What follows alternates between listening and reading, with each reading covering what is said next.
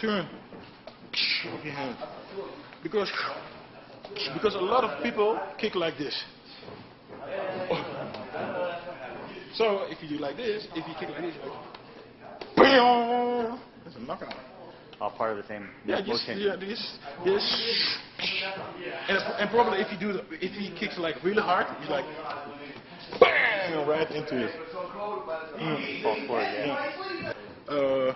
What more I would like to do, yeah, that is I think normal boxing, but if you throw right punch, like, yeah, you did it a couple times. Yeah. Always. I like, yeah. Yeah, I because they don't expect it. Yeah. Expect it to come. I saw you a couple of those in the last section. So, the trick is to deliver that knockout punch at the moment they don't expect it, and that's the difficult part. You need to set up. That's where setups come in place. The better the setup, the better the knockout. Knockouts to the body. You want to hit somebody when he's breathing in, because at the moment he's breathing in, he cannot flex his abs. That means he's going to be weak there. That's the moment you got to hit him there. So that's why most of the time when people hit, they make that blowing sound. They do that the moment they hit because they're unprotected. When they blow out, with making that motion, you automatically flex your abs. That's why your abs are hard. But the moment you pull back, you're breathing in.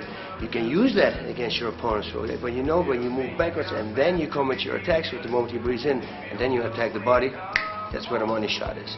I like to set up liver shots with a left hook to the head, really hard, and then I keep looking high to their head, and then I go low with the body shot. They think I'm loading up again for the head, and they're not going to take the risk that it's going to be a body shot. Because if you look them in the eyes and you hit as hard as you can, and you load up for a second one, nobody's going to drop his defense. You're going to keep their defense up. And there's your body shot. It goes to the liver. They don't expect it. They're not ready for it. Now, to the head, when they don't expect it, of course, again, that's the best moment to hit somebody. Because his body's not ready for the impact. His mind is not ready for the impact. He cannot brace himself for the impact, or he cannot flow with the punch for the impact. If I'm standing and talking to you and suddenly somebody hits me from the back, most of the time that results in a knockout. So to set that up, well, you got to give him a whole set of punch and kick combinations in order to camouflage that knockout punch, and then you're going to go upstairs and come with a knockout punch. Sometimes it's kind of cool, you know, you can put somebody in a clinch and hold them close to you. Now you're blinding his right eye. You see, and from here suddenly when you move backwards and you come with a punch, that's a very underestimated punch, but it's very effective because again, he can't see it coming. On the ground, you can cross-face somebody when you're in the side mount, and you cross-face him to the side just like this. As you can see, my view is blocked right now. Most of the time I hit under here, so with the cross-face to the side, and then I hit underneath on the jaw, because obviously they can't see that punch coming. They're not going to be ready. Their body's not going to be ready for impact. That's why I say I want you sometimes to go in here, because he's gonna want to come back. If he comes back, baits here. Now he comes back here, okay. Right? Or just going. If he thinks he's gonna lean back on this, now he throws his cross back at you. Your hook is gonna be there. That's why we're coming back to that body hook all the time. Yeah, those guys don't go in those body hooks. Not at all. Nobody does. Right. Nobody does. And it's a distance thing. Here. And if you want, jab with them and then that up, down, up, right? Start working it on people in the class. Okay. How I get somebody to throw a cross at me is I'll throw crosses instead of jabs at them. Right. And it just naturally is going to make you want to cross at me. Sure. So you use that against him. I'm here, now he wants to cross at me. Boom, bang. Boom. Right? Okay. You got to learn to bait him before he baits you. Okay.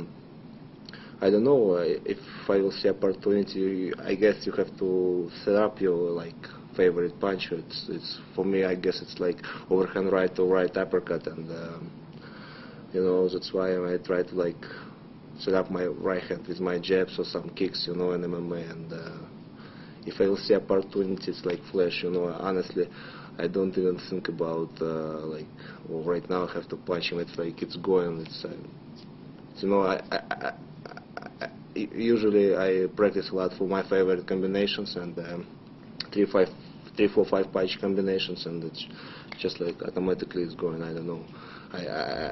When I'm fighting, when I fight and I do what I have to do, and you know, it's like this, like click. That's it.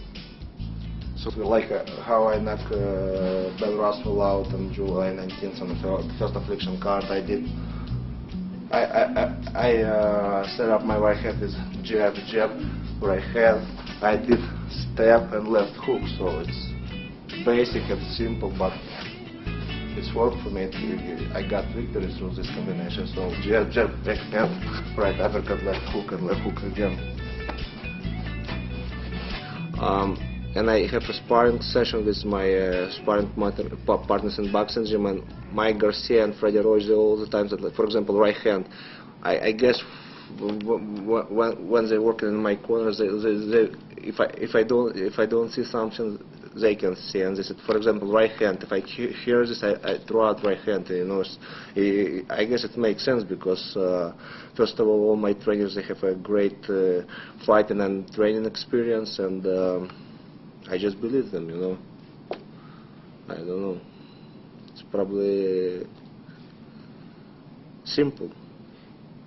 You have to like do what you have to do, and it's like you going. If every day you practice for your favorite combinations. For example, before the fight against Ben Russell with Mike Garcia, I used to train a lot like jab, jab, jab, right hand, step on my right uppercut, left hook. You know, I don't even remember that I did this, but when I watch after the fight, I watch a DVD with my fight, and I saw this. Yeah, it's exactly what I did before the fight, and after the fight against Roy Nelson, I remember Freddie Roach. He told me, set up your right hand with your left jab, like give him some pressure, and like I check again. I watch my fight on DVD after the fight, and I see like jab, jab, and straight right hand, right on his chin. It makes sense, you know. All my opponents, they were tough fighters. They were tough opponents. You know, you can't just throw out just right hand, like, because you know he's not punching band too, so you have to like kind of move like jab, jab, jab in the body, jab, maybe some kick in MMA, you know. So I didn't use the kicks, and I just in beginnings and round I gave some pressure to Ben Russell, and I just pressed jab, jab, right hand, step, right uppercut, left hook, step again, left hook again. So you know, it's how I explain my trainers to me what I have to do. You know, as far as stuff you're going to want to do to, you know, throw people off their game is maybe fake shots, maybe shoot, you know, maybe throw low kicks and then come high. That's something St. Pierre does. He throws a lot of low kicks. Starts to hurt people with a low kick, and then he comes high all of a sudden, you know. There's a ton of different things, you know. Everybody's got their own thing. You know, my thing is I like to kick at the legs, kind of get you thinking about that, and then throw hard to the chin. So I'm going to use the jab to hide my step, and I'm just going to spring off, and then I'm going to throw a good right. So it's real simple. Instead of just stepping over here, I'm just going to flick it up, and blind you. Right? I just want a little distraction just to keep them occupied. It's just, you know, it's just like me and McGarrett kept doing each other, trying to get the guy to do something, react, you know, instead of just doing something. And like the guy I just fought, the guy, he just kicks non-stop. But he landed a few kicks. What is going to happen in a fight? You know, you're going to get caught with some. But if you can eliminate 90% of those punches or kicks, then it's good for you to last the game a lot longer in the fight, I mean. Yeah. So as soon as you got, doesn't matter who you spot, tall, shorter, this is your range. Put your hand out, and then you're here. See, and then you just do this. See, like when you step in, bang. Step back out, bang, bang. See what I mean? Because so, yeah, exactly. That, because this is your territory right here. So it's right there. So as soon as I bang, you see what I mean? So then you work from there. But if you find your distance here, there's no problem, because anything they throw, you're going to see. One at a time. Yeah. Reaction. And then it allows you to react, and then you can count on top of that. I think it's something that I've developed and kind of comes with a style. Strategically, I know that everybody's worried I'm going to take them down. As a wrestler, they come into a fight. So that creates a dimension that makes my striking effective. If I was just in pure boxing, situation or that threat of a takedown or that other dimension was gone, then my boxing is probably mediocre. You know, it's still effective, it's okay, but it's not going to be nearly as effective as if I can create that little threat and that little fake and that little head bob where you're not sure whether I'm going to shoot and take you down or close the distance and clinch with you, or am I going to come up from that and throw a combination, throw a punch, or a couple punches.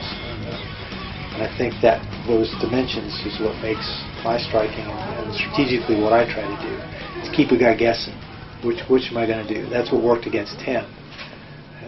Guy would come out and try to take him down right away, and I ended up hitting him with that big punch, and then from then on, that set the whole tempo of the fight. He wasn't sure if I was going to punch him or shoot. And so, I've taken enough guys down now that they know that if I get on top of them, it's hard to get me off of them, and they end up getting, they lose the round, they end up taking a lot of punishment from that bottom position. And so that's not some place they want to be, and so it's always in the back of their head. And so strategically, I think that style, and kind of creating that little lower stance and those fakes, and threatening that takedown all the time, and using that to launch punching combinations and close the distance, has made my striking more effective. And then couple that with learning to mechanically throw better combinations and better punches, and move my head and protect myself when I'm in that range where I can get hit. All works together. Ultimately, I think the better my striking is, the easier it is for me to use my wrestling, which is my strength and my background.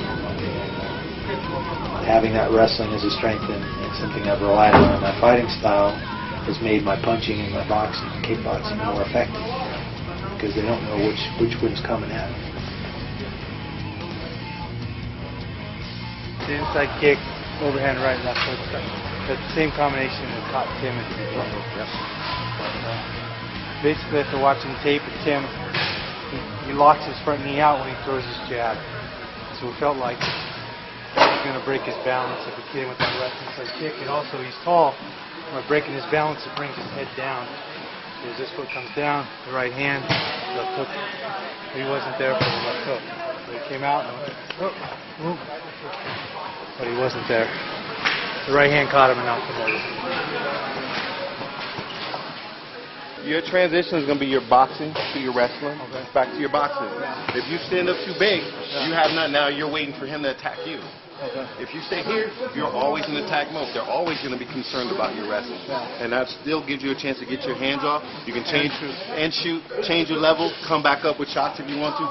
Then you'll always dictate where you want to take the fight instead of when you back out and you back up big, you're allowing them now to dictate where they want to fight together. It's almost like you're out there playing chess or checkers, and when you're setting them up, you're not thinking one jump, you're thinking two or three ahead of you. So, I guess it's years and years of experience how to set people up. You're setting someone up to knock them out, lure them in, bait them, and then you're able to catch them with that big blow. Maybe if you get them thinking that you're going to punch, you come with a hook. Maybe if you fake with a jab, like I hit him with a spinning back fist, had him hurt. I just didn't jump on him. It's just, you get them thinking one thing and you catch them with another. And you come from all different angles. For me, I come from angles. I'm deceptive. I hit hard, so it's just a matter of setting the person up. If he threw a jab at me, while he's throwing the jab, I might come over the top, hit him here. If he's throwing the jab, I might knock it down, come here. Right? He could throw a jab here. I could come over the top, hook here. So there's different ways.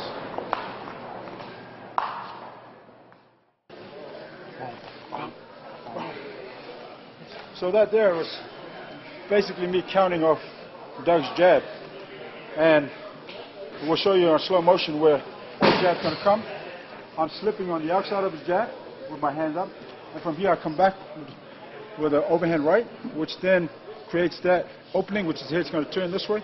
And then the left hook is going to bring his head back this way. Obviously, that's